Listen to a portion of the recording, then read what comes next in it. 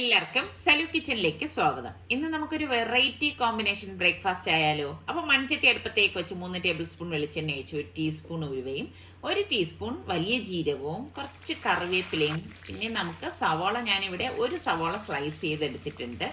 അതുപോലെ തന്നെ 8-9 ചെറിയ ചുവന്നുള്ളി എടുത്തിട്ടുണ്ട്. അപ്പം ഫുള്ള് നിങ്ങൾക്ക് ചുവന്നുള്ളി വേണമെങ്കിൽ 10-20 ചുവന്നുള്ളി അങ്ങ് എടുത്താൽ മതി കേട്ടോ.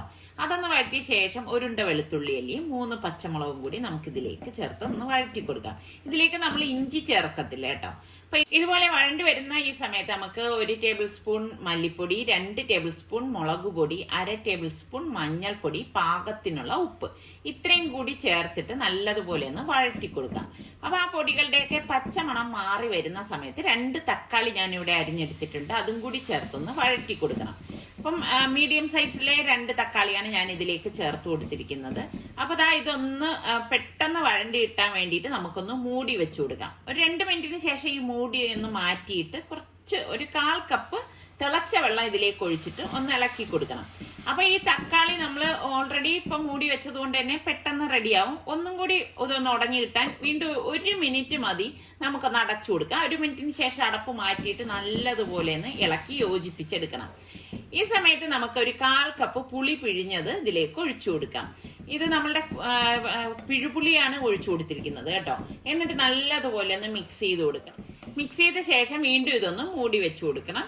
പിന്നെ നമുക്ക് ഇതിന്റെ അടപ്പ് 1 മിനിറ്റിന് ശേഷം മാറ്റുമ്പോഴേക്ക് എണ്ണയൊക്കെ തെളിഞ്ഞു വരും. ആ സമയത്ത് ഇതുപോലെ ഒന്ന് ഇളക്കിയ ശേഷം 1 കപ്പ് കട്ടിയുള്ള തേങ്ങാപ്പാലാണ് ഞാൻ ഇവിടെ എടുത്തിരിക്കുന്നത്. അപ്പൊ ആ തേങ്ങാപ്പാൽ ഫുള്ളായിട്ട് ഇതിലേക്ക് അങ്ങ് ഒഴിച്ചു കൊടുക്കും. ഒഴിച്ചു കൊടുത്തിട്ട് എല്ലാം ചേർത്ത് നല്ലതുപോലെ ഒന്ന് ഇളക്കിയെടുക്കും. ഇത് നല്ല കുറുകിയ ചാറോട് കൂടിയിട്ടുള്ള ഒരു കറിയാണ് കേട്ടോ. ഇതിപ്പം എന്തായാലും നിങ്ങൾക്ക് എല്ലാവർക്കും ഇഷ്ടപ്പെടും. ചോറിനായാലും പലഹാരത്തിനായാലും ഒക്കെ പറ്റിയതാണ്. അപ്പം ഞാനിവിടെ ചെമ്മീന് കഴുകി വൃത്തിയാക്കി എടുത്തു വെച്ചത് ഒരു 7-8 പീസ് ഉണ്ടായിരുന്നു. അപ്പം അത് ഇതിലേക്ക് ഇട്ട് കൊടുക്കുകയാണ്. അപ്പം ഇതിൻ്റെ അളവൊന്നും അങ്ങനെ ഒരു പ്രത്യേകിച്ച് ഒരളവൊന്നും ഇല്ല. അതിനനുസരിച്ച് നമ്മൾ ചെമ്മീൻ ചേർത്ത് കൊടുത്താൽ മതി. എന്നിട്ട് കുറച്ച് കറിവേപ്പിലയും കൂടി നമുക്ക് ഇതിലേക്ക് ഇട്ട് കൊടുക്കാം. ഈ സമയത്ത് ഇടുമ്പോൾ നല്ല മണം വരും കേട്ടോ. എന്നിട്ട് നമുക്ക് വീണ്ടും ഇതൊന്ന് മൂടി വെച്ച് മാക്സിമം 2 മിനിറ്റ്, അതിൽ കൂടുതൽ ഇത് വേകേണ്ട ആവശ്യമേ ഇല്ല കേട്ടോ. അടപ്പ് മാറ്റി നോക്കുമ്പോൾ അടിപൊളിയായിട്ട് നമ്മളുടെ ചെമ്മീനൊക്കെ വെന്ത് വന്നിട്ടുണ്ട്. കിടിലൻ ടേസ്റ്റ് ആണ് കേട്ടോ ഇത്. ഇപ്പൊ ചെമ്മീന് പെട്ടെന്ന് വേകുന്ന ഒരു ഐറ്റമാണ്. അപ്പോൾ കൂടുതൽ നമ്മളിത് വേവിച്ച് കഴിഞ്ഞാൽ റബ്ബർ പോലെ ആയിപ്പോവും. അപ്പൊ അതുകൊണ്ട് ആ ഒരു ടൈമിൽ തന്നെ നമ്മളിത് അടുപ്പിൽ നിന്ന് മാറ്റണം. കിട്ടുമണമാണ്.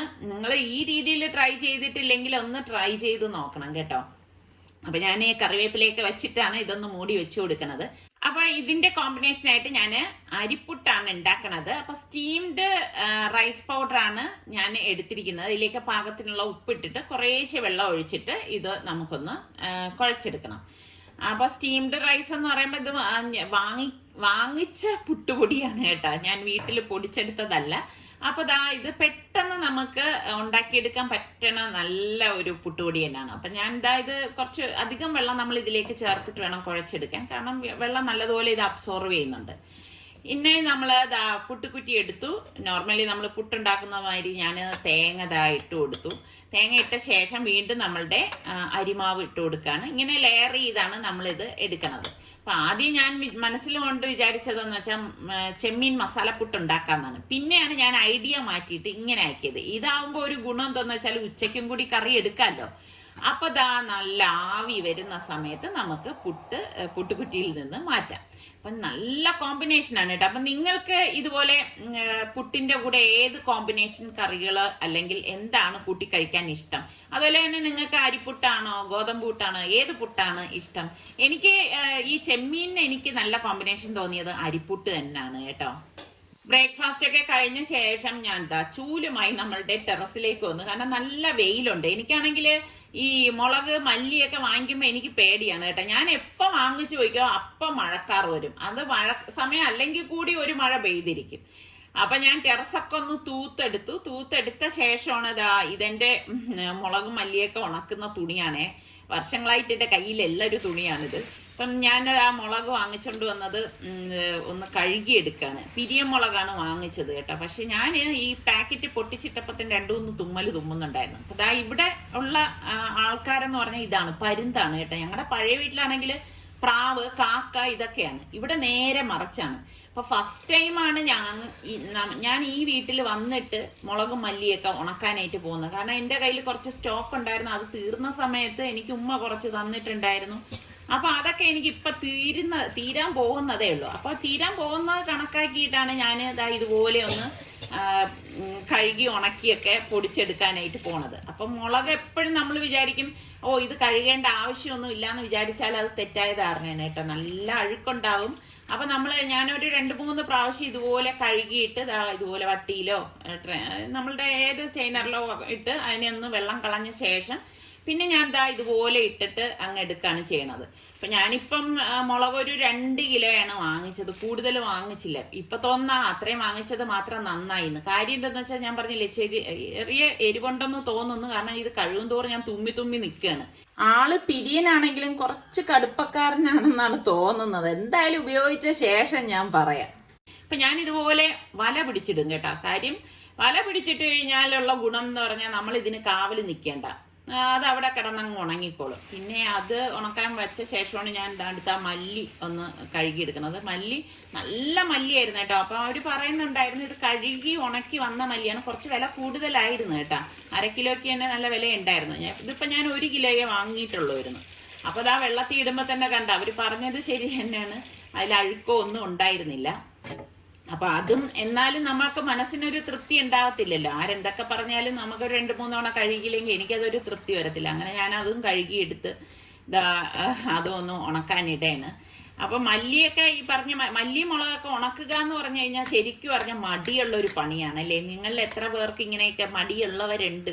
പിന്നെ മൂടനുസരിച്ചൊക്കെയാണ് ഇതൊക്കെ ഉണക്കാനും ഒക്കെ ഇടുന്നത്. പിന്നെ നല്ല വെയിലൊക്കെ ഉണ്ടെങ്കിൽ നമുക്ക് അത് പെട്ടെന്ന് ഉണങ്ങി കിട്ടുകയും ചെയ്യും. പിന്നെ ഞാൻ ഒരുപാടൊന്നും വാങ്ങി അങ്ങ് സ്റ്റോക്ക് ചെയ്ത് അങ്ങനെ വയ്ക്കത്തില്ല കേട്ടോ. ഞാൻ പറഞ്ഞില്ലേ എൻ്റെത് പിന്നെ ഇടയ്ക്ക് പിന്നെ എനിക്ക് ആരെങ്കിലും തന്നു അങ്ങനെയൊക്കെ ഉള്ളത് കൊണ്ട് അങ്ങനെ അഡ്ജസ്റ്റ് ചെയ്ത് പോയതാണ്. അല്ലെങ്കിൽ ഞാൻ ഇങ്ങനെ ഇത് തീരുന്ന അനുസരിച്ച് അടുത്തുണ്ടാക്കാറുള്ളൂ. കൂടുതൽ ഇരുന്നാലും പെട്ടെന്ന് ചീത്തയാവും. അപ്പൊ ഞാൻ ഇതെല്ലാം കവർ ചെയ്ത് വെച്ചു. ഇനിയിപ്പം അടുത്ത പണിപ്പുരയിലേക്ക് പോണം.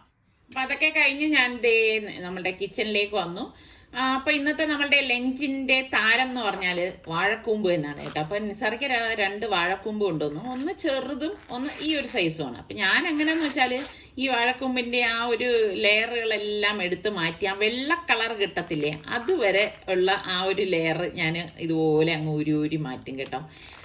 എന്താണെന്ന് അറിയത്തില്ല, എനിക്ക് ഇതാണ് കുറച്ച് കംഫർട്ടായിട്ട് തോന്നുന്നത്. അപ്പൊ ഇതുപോലെ ഇളക്കിയെടുക്കും. ഇപ്പൊ ചെറുതായതുകൊണ്ട് തന്നെ ഒരു 2 ലെയർ എടുക്കുമ്പോ തന്നെ അതിന്റെ ആ വെള്ള ഭാഗം കാണും കേട്ടോ.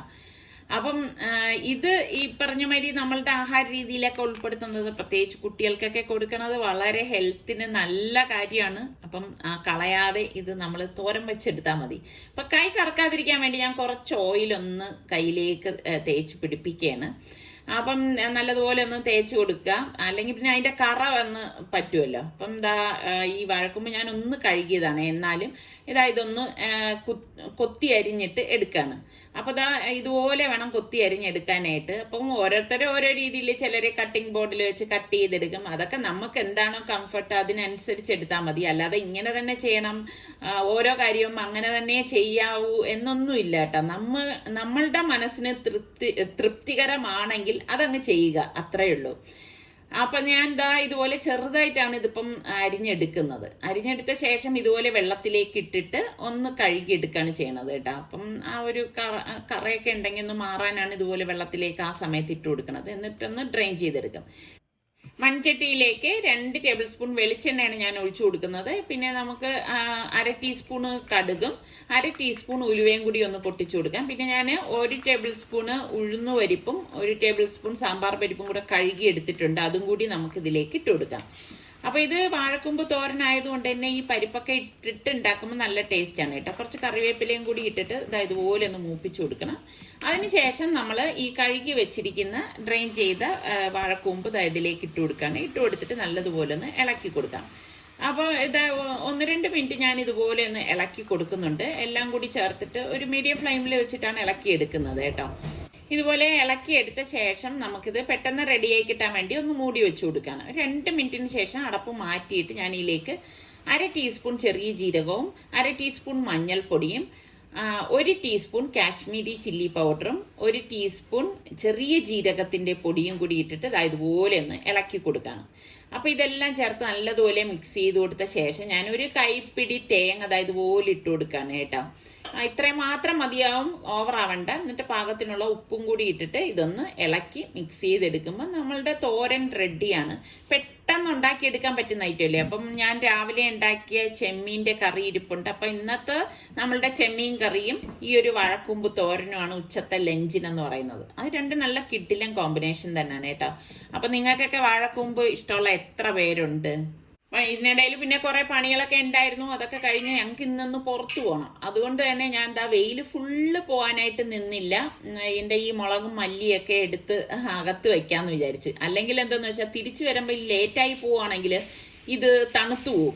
വെയിൽ പോയി കഴിഞ്ഞാൽ തണുക്കും. അപ്പൊ വെയിലുള്ളപ്പോ തന്നെ ഞാൻ ഇതിപ്പോ എടുത്തിട്ട് ഇപ്പൊ ഞാൻ ഇതുപോലെ കൊണ്ട് വയ്ക്കത്തില്ല കേട്ടാ. ഞാനിത് അകത്ത് ഇപ്പൊ ഞാൻ ഉണക്കാൻ വെച്ചതുപോലെ തന്നെ പരത്തി അങ്ങ് വയ്ക്കത്തുള്ളൂ. അല്ലെങ്കിൽ എന്താന്ന് വെച്ചാല് വേർപ്പ് ഇതിൽ പിടിച്ചിട്ട് പെട്ടെന്ന് ചീത്താവാനുള്ള സാധ്യത കൂടുതലാണ്.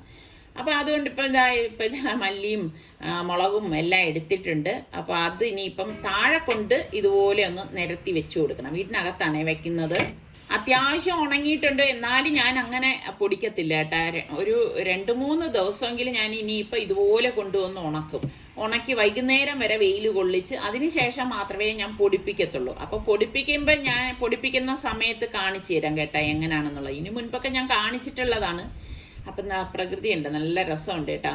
ഇങ്ങനൊക്കെ വന്ന് ഇതൊക്കെ കാണാൻ ഭയങ്കര എനിക്ക് താല്പര്യം കൂടുതലാണ്. അപ്പൊ ഞാന് പുറത്തു പോകണം എന്ന് പറഞ്ഞിട്ട് എന്തിനാണെന്ന് അറിയാവോ? എനിക്കൊരു മെയിൻ കാര്യത്തിന് വേണ്ടിയിട്ടാണ്. ഇവിടെ ഗാന്ധി ഭവനിലാണെങ്കിൽ 18-ാം തീയതി മുതൽ 24-ാം തീയതി വരെ കുറെ എക്സിബിഷൻ ഒക്കെ നടക്കുന്നുണ്ട്. അപ്പം ഞാൻ ശരിക്കും പറഞ്ഞ ഈ ഒരു എക്സിബിഷൻ കാണാൻ വന്നതൊന്നും അല്ല കേട്ടോ. കാരണം ഇവിടെ വന്നപ്പോഴേക്ക് ഇതുപോലെയുള്ള കാഴ്ചകളൊക്കെയാണ് കാണുന്നത്. പിന്നെ എനിക്ക് ഇതിനോടൊക്കെ താല്പര്യം ഉള്ളത് കൊണ്ട് കുറച്ചു നേരം ഇതൊക്കെ ഇങ്ങനെ നോക്കിക്കൊണ്ട് നിന്ന്. അപ്പൊ നോക്കിയപ്പോൾ വിചാരിച്ചു എങ്കിൽ പിന്നെ നിങ്ങൾക്കും കൂടി ഇതൊക്കെ ഒന്ന് ഷെയർ ചെയ്ത് തരാം. അപ്പൊ നിങ്ങൾക്കും കാഴ്ചകളൊക്കെ കാണാമല്ലോ. എനിക്ക് ഇങ്ങനെയൊക്കെയുള്ള കാഴ്ചകൾ, പ്രത്യേകിച്ച് ഈ കരവിരുതുകൾ എനിക്ക് ഭയങ്കര ഇഷ്ടമാണ് കേട്ടോ.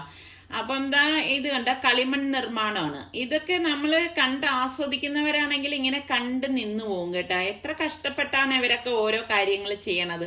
അതിന്റെ പിന്നിലെ എഫേർട്ട് വേണം നമ്മളത് മനസ്സിലാക്കാനുള്ളത്. അപ്പം എനിക്ക് അതിനെക്കുറിച്ച് കൂടുതൽ അറിയുന്നത് കൊണ്ട് തന്നെ എനിക്ക് ഇതിനൊക്കെ കാണാനും വലിയ താല്പര്യമാണ്. പിന്നെ ഇതുപോലെയുള്ള കണ്ടോ, ഇതുപോലെയുള്ള ഐറ്റംസ് ഒക്കെ ഇവിടെ ഉണ്ട്. ഇതൊക്കെ ജസ്റ്റ് ഞാനൊന്ന് ഇങ്ങനെ ഒന്ന് നോക്കിയെന്നേ ഉള്ളൂ. ഞാൻ പറഞ്ഞില്ലേ, ഞാൻ ഇതൊന്നും കാണാൻ വന്നതല്ല. ഞാൻ വന്ന എന്താന്ന് വെച്ചാൽ അന്ന് വിജയകുമാരി വന്നിട്ട് പോയപ്പോൾ പറഞ്ഞ് 18-ാം തീയതി വരും എന്ന് പറഞ്ഞു. അപ്പൊ ഞാൻ പറഞ്ഞു ഞാൻ ഒരു ബിരിയാണി കലം ഞാൻ വരച്ച് ഡിസൈൻ ചെയ്ത് കൊടുത്തിട്ട് ഞാൻ പറഞ്ഞു ആ ഒരു രീതിയിൽ അതിന്റെ തിക്നെസ്സും കാര്യങ്ങളും ഒക്കെ ഞാൻ പറഞ്ഞു കൊടുത്തു. ചെയ്ത് എനിക്ക് കൊണ്ടുവരണം എന്ന് പറഞ്ഞു. അങ്ങനെ ഇപ്പൊ വിജയകുമാരി ആ ഒരൊറ്റ കലമേ ചെയ്തിട്ടുള്ളൂ, അത് എനിക്ക് കൊണ്ടുവന്നതാണ് കേട്ടാ. അപ്പൊ എനിക്ക് ഭയങ്കര ഒരു എന്ത് പറയാൻ സന്തോഷമാണ്. കാരണം ഞാൻ ഉദ്ദേശിച്ചതുപോലെ തന്നെ സംഭവം റെഡിയായി കിട്ടി എന്നുള്ളതാണ്. എങ്ങനെയുണ്ട്, ഇഷ്ടപ്പെട്ടോ? അപ്പൊ ഇന്നിപ്പോ ഞാൻ ഇത് വാങ്ങിക്കാൻ വേണ്ടിയിട്ടാണ് മെയിനായിട്ട് ഞാൻ വന്നത്. എനിക്കാണെങ്കിൽ ഈ മൺകലം എന്നൊക്കെ പറഞ്ഞു കഴിഞ്ഞാൽ ഭയങ്കര ക്രൈസാണ്. അപ്പൊ ഇതിനിടയിൽ ഞാൻ പേരൂർക്കട മാർക്കറ്റിൽ പോയപ്പോ ഒരു കലം കണ്ടു കേട്ടോ. അതിലുള്ള ബിരിയാണിയാണ് ഇതിനു മുൻപ് ഞാൻ കാണിച്ചത്. പക്ഷെ ഇത്രത്തോളം ഫിനിഷിങ്ങോ കാര്യങ്ങളോ ഒന്നും ആ ഒരു കലത്തിനില്ല. എനിക്ക് അതെന്തായാലും ഇഷ്ടപ്പെട്ടു. അപ്പൊ ഈ ഒരു മൺകലത്തിൽ വെച്ചുള്ള ബിരിയാണി ഞാൻ ഉടൻ തന്നെ നിങ്ങളുമായിട്ട് ഷെയർ ചെയ്യുന്നതാണ്. അപ്പൊ ഇന്നത്തെ റെസിപ്പിയും വ്ളോഗും ഒക്കെ നിങ്ങൾക്ക് എല്ലാവർക്കും ഇഷ്ടമായെന്ന് വിശ്വസിക്കുന്നു. അപ്പൊ സബ്സ്ക്രൈബ് ചെയ്യാതെ ആരെങ്കിലും ഉണ്ടെങ്കിൽ ഒന്ന് സബ്സ്ക്രൈബ് ചെയ്യണേ. അടുത്ത് നമുക്ക് നല്ല റെസിപ്പിയോ വ്ളോഗോ ആയിട്ടൊക്കെ കാണാം. അതുവരയ്ക്കും എല്ലാവർക്കും ബൈ ബൈ.